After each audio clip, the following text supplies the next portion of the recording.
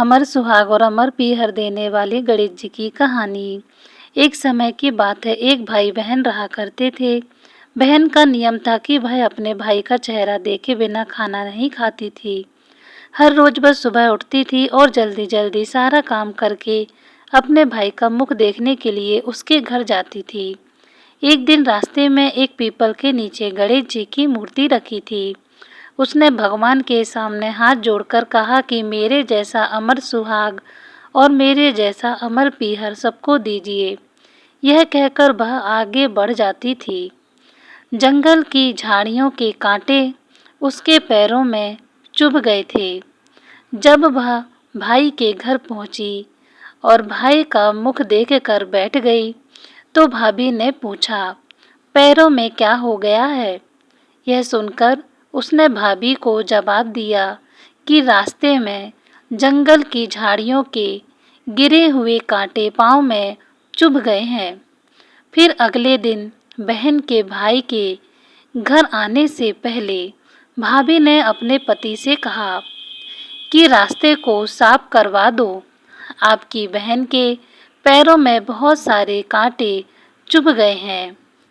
भाई ने जब कुल्हाड़ी लेकर सारी झाड़ियों को काटकर रास्ता साफ कर दिया, जिससे गणेश जी का स्थान भी वहां से हट गया। यह देखकर भगवान गुस्सा हो गए और उसके भाई के प्राण हर लिए। लोग अंतिम संस्कार के लिए जब भाई को ले जा रहे थे, तब उसकी भाभी रोते हुए लोगों से कह रही थी कि थोड़ी देर रुक जाओ, इनकी बहन आने वाली है। वह अपने भाई का मुख देखे बिना नहीं रह सकती है, उसका यह नियम है।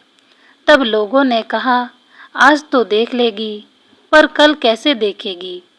हर दिन की तरह बहन अपने भाई का मुख देखने के लिए जंगल से निकली। तब जंगल में उसने देखा कि सारा रास्ता साफ किया हुआ है।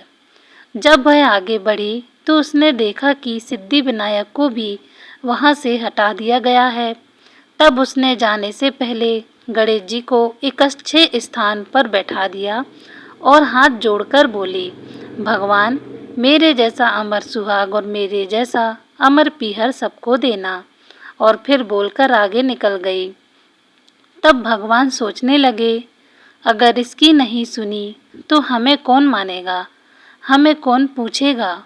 तब सिद्धि विनायक ने उसे आवाज़ दी, बेटी इस खेजड़ी की 7 पत्तियां लेकर जा और उसे कच्चे दूध में घोलकर भाई के ऊपर छींटा मार देना, वह उठकर बैठ जाएगा। यह सुनकर जब बहन पीछे मुड़ी तो वहाँ कोई नहीं था।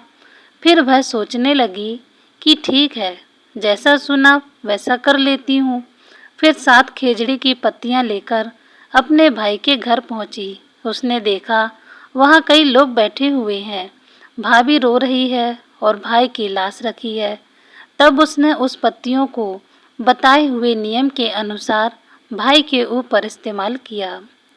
तब भाई उठकर बैठ गया।